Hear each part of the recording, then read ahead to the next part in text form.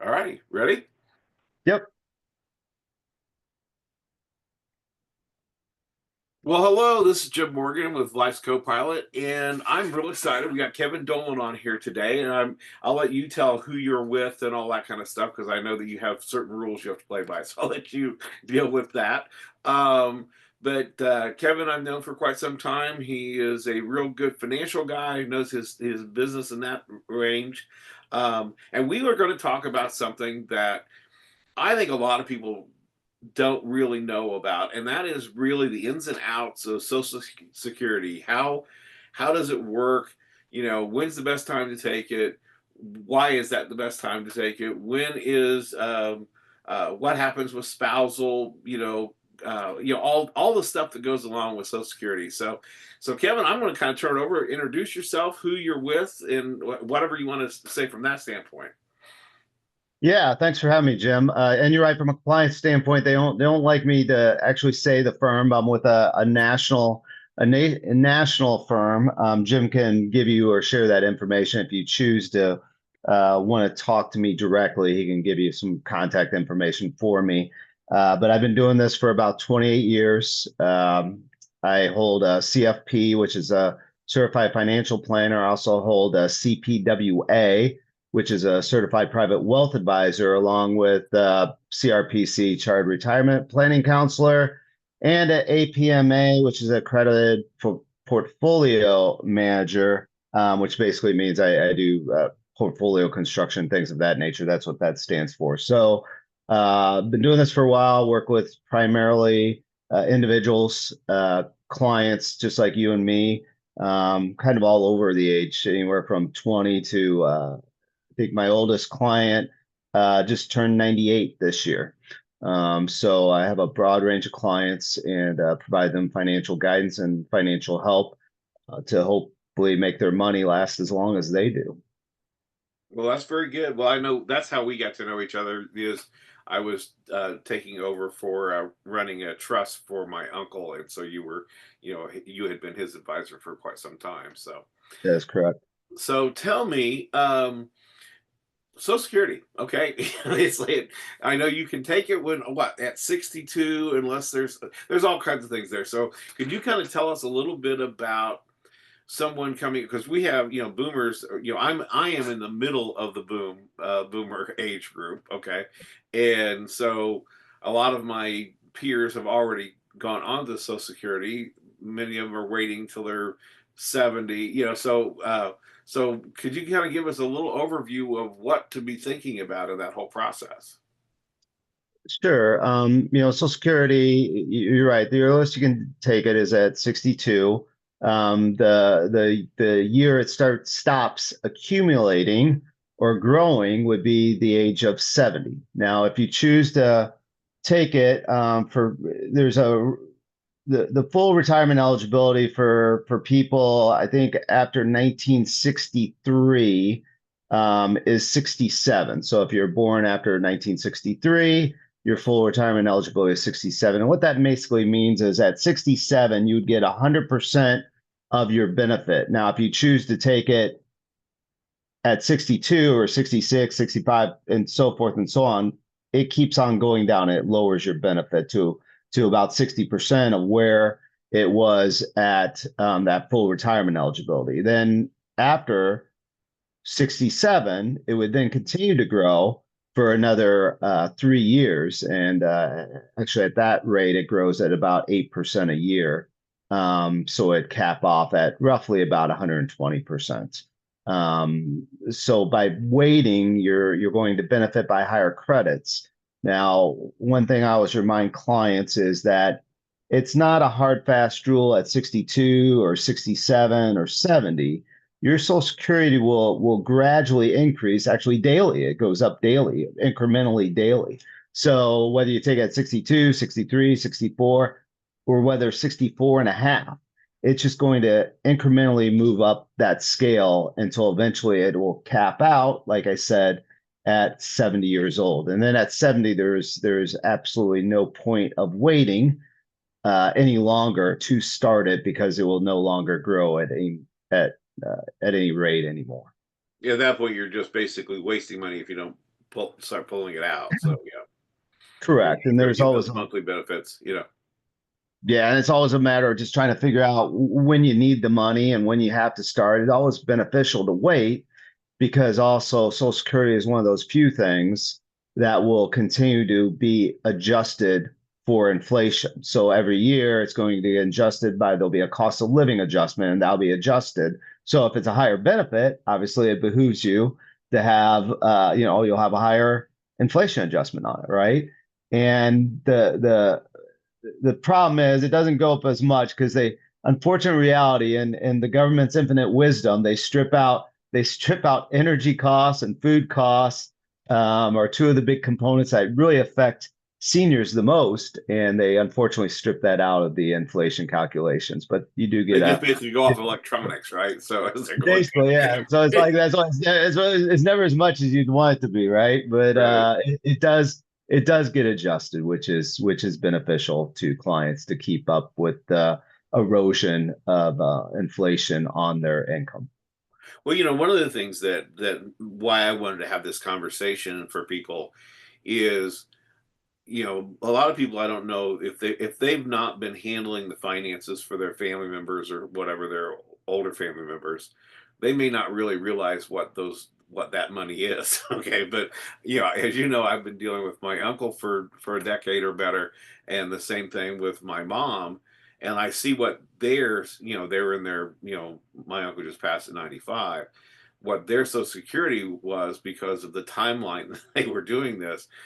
It ain't much money, in today's world. I mean, I think his was maybe 1,500 a month. Okay, mom's is even less than that because she's getting the spousal side of my father's. Okay, so um, people, if they don't realize what this could really do, that's what I'm trying to. That's what I'm trying to figure out when you're making these decisions. Understand, if you're making that decision at 65 or 70, you may be, in today's world, you may be 90 still living off these decisions, so Yep.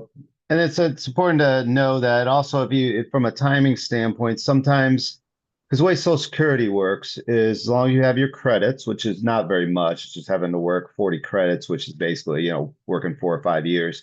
But there might be a situation when you're married that you would start the spouse or one of the spouses would start first.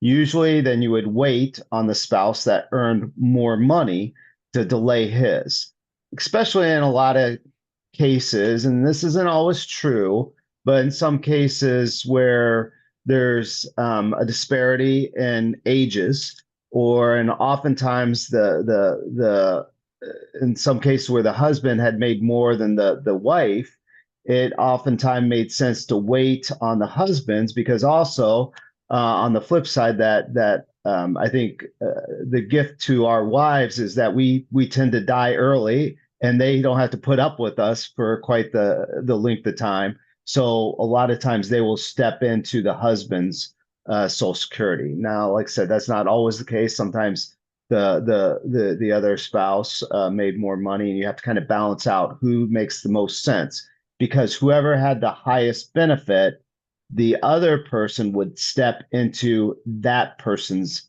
benefit. do they get the Um, full amount of that benefit or a percentage of it?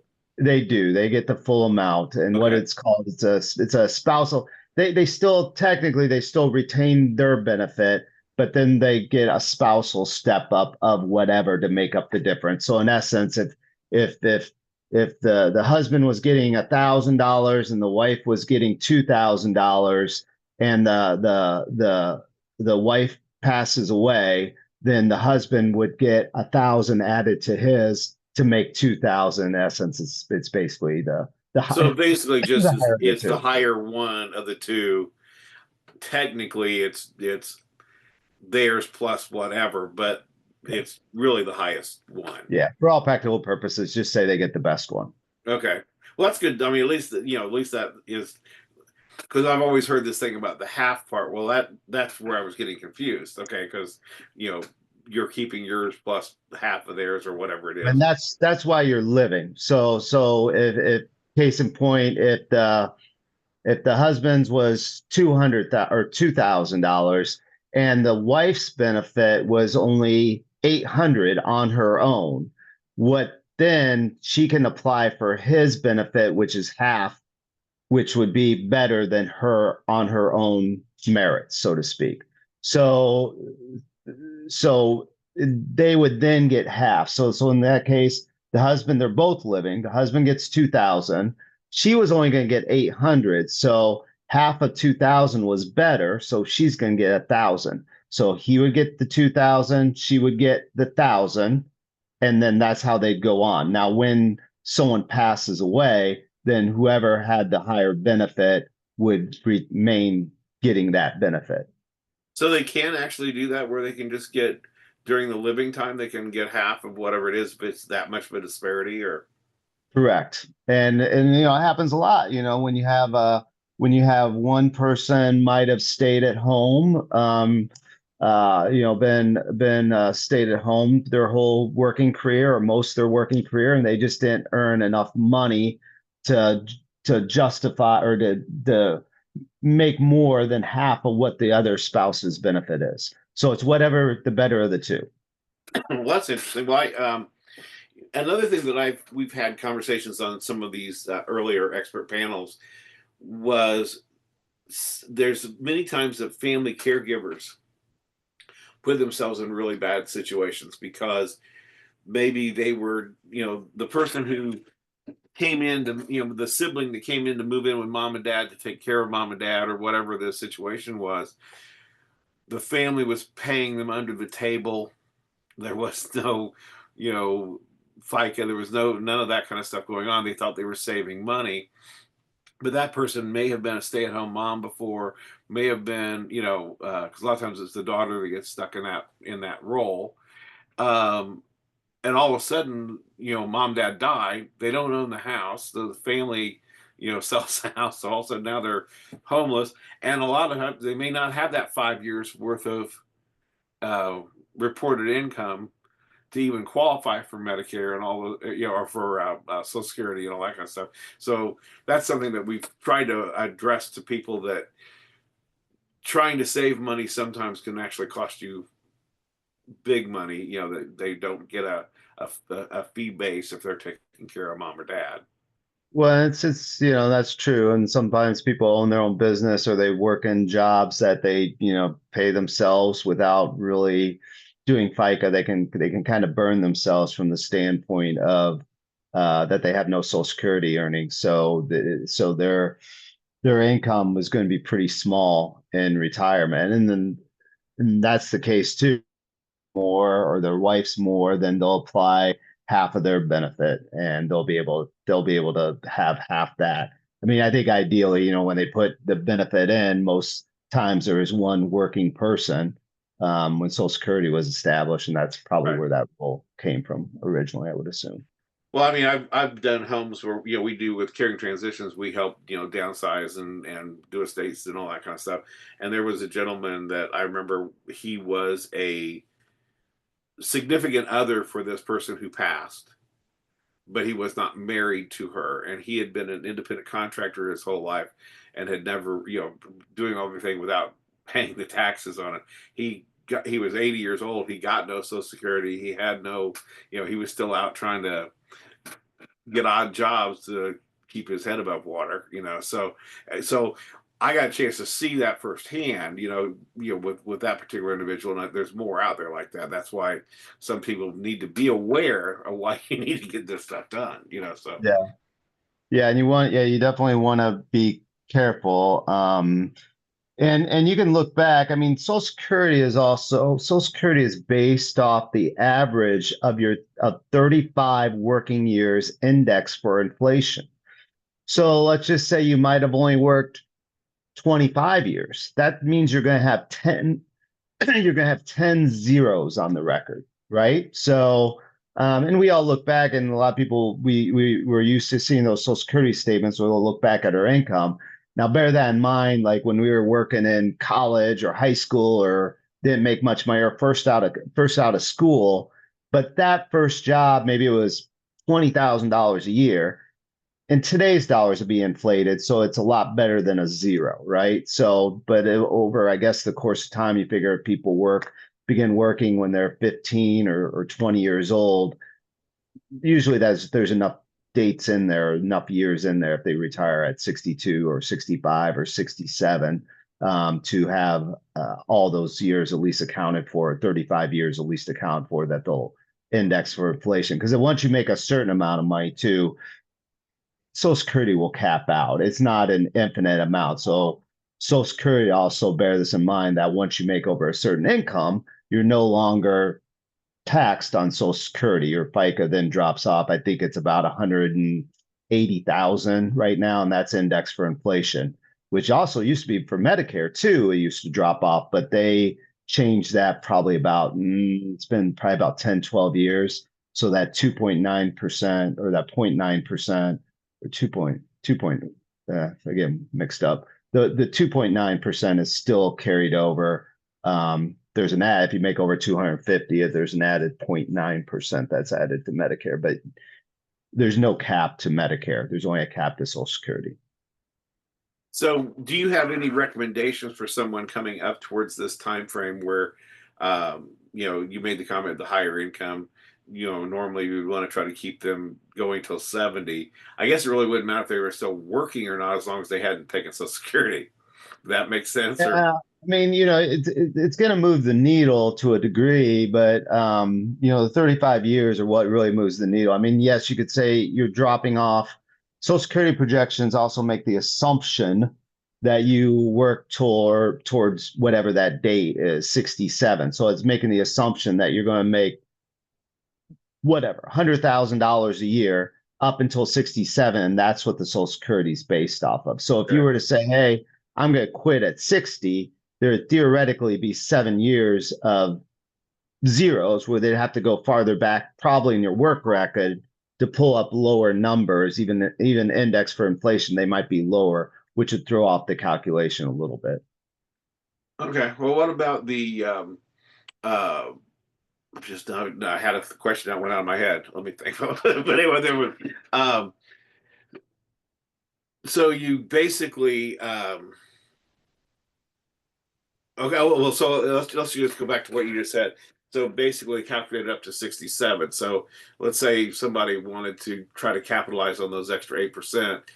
If they quit working at 67 but didn't turn in their Social Security till 70, does that make any benefit to them? It'll still the bigger benefit is actually the growth of the benefit, right? So if they're going to get, call it, $20,000 at 67, they would get 24,000 if they'd wait till 70, Okay. because that's that 8% that's going up over those 3 years. That's that 8% roughly is the 20%, because it's 120% of the benefit. That's where the bigger benefit. Incrementally, yeah, it's probably a little bit because they maybe worked a little bit or waited, and there's inflation adjustments in there, so it'll change a little bit. But the bigger thing is that 8% growth basically going up to that 70 point. Because also you have to remember, clients are planning on working too. You're also have to pay back benefit once you make over a certain dollar amount. So if you retire, if you take your Social Security prior to full retirement eligibility, say 67, you have to start paying back benefit once you cross over, I think it's about 18,000, 18, maybe 20,000 now, about 20,000 now. If you make more than $20,000, you have to start paying back Social Security benefit. So if you say, hey, I'm going to start my Social Security at 65, I'm going to go out and get a part-time job making $30,000 a year. Once you cross over that $20,000 roughly line, you're going to have to start paying back benefit. Now, you'll have to pay back benefit to eventually, you might have to pay back the whole benefit. So it doesn't really make sense to start. Now, I will say that they'll go back and recalculate the fact that you paid back benefit and then take that back into account to recalculate what your true Social Security would be if you would have waited and not started the benefit early. And if that sounds really confusing, it's because it is. And that's probably why, if you're going to make money you probably shouldn't make money. Taking your Social Security benefit early. You should probably just wait. And then So also you have you to get you get those penalties from like from 62 on but I think that doesn't that end at 70 no, it ends at full retirement eligibility and at soon, and 67. also, yeah, and whenever they're full retirement eligibility. Like some people are still, we're still in some people that I think it's 66 and 10 months. There's a few people, there's still some people retiring that aren't quite 67, but So yes, once you're at full eligibility, if you were working and getting a Social Security, you're not getting the penalized in that. correct. And then the year that you turn 67, your full retirement eligibility, that number, which is around 20,000 now, it's like up to like 60 or 70,000 in the year of retirement because they know a lot of people will start the year they turn, During that time frame. yeah, they might be in the middle of the year and they'll start. And so it'll be it's a lot higher in the year of eligibility. But then you also have to remember that, depending on what you make, too, your Social Security is going to be taxable. Your Social Security is so well if one of the proposals that current President Trump had made was that they'd make Social Security non-taxable, whether or not that goes through or not, is to be uh, a story to be written. But if you make less than if your Social Security, if you make less than 25,000 single, I think it's 34,000 um, joint, none of your Social Security is taxable.